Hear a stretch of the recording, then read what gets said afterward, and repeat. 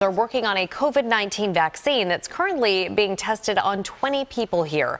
Health reporter Stephanie Stahl talked to one of the first vaccine volunteers in Philadelphia, and she joins us now with that story. Hi, Stephanie. Hey, Jessica, there are about a dozen vaccines in development. This one uses new, unproven genetic technology that could be faster than traditional vaccine development.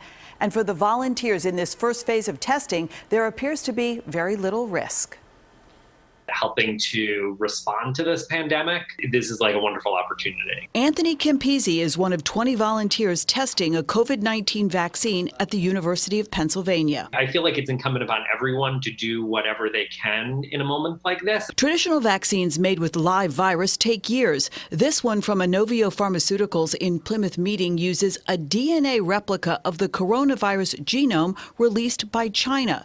Development could be much faster, according to Dr. Joseph Kim, the head of Inovio. Our plan is to manufacture about 1 million doses before the end of the year. This is phase 1 of the clinical trial, where the vaccine's safety is tested.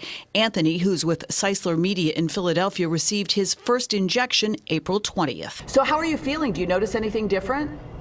Absolutely no symptoms whatsoever. Blood tests will show if he's developing antibodies to the vaccine, the first step to determine if it can train the immune system to recognize and attack COVID-19. I think a vaccine is the solution that everybody is looking for. I don't know if this vaccine is going to be the solution. I think it's important that we develop different kinds of vaccines. Dr. Pablo Tebas is leading the Penn trial. If all of this pans out, when do you think this could be available? Beginning of next year would be at the earliest. Anthony is hoping. It would be very gratifying to play even a really small role in, coming up with a response to move past this pandemic.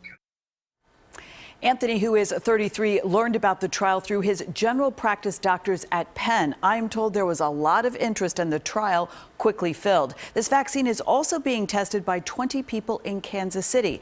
And the next step would be to test it on a large group to determine if the vaccine can actually prevent COVID-19 infections. Jessica? All right, Stephanie, thank you.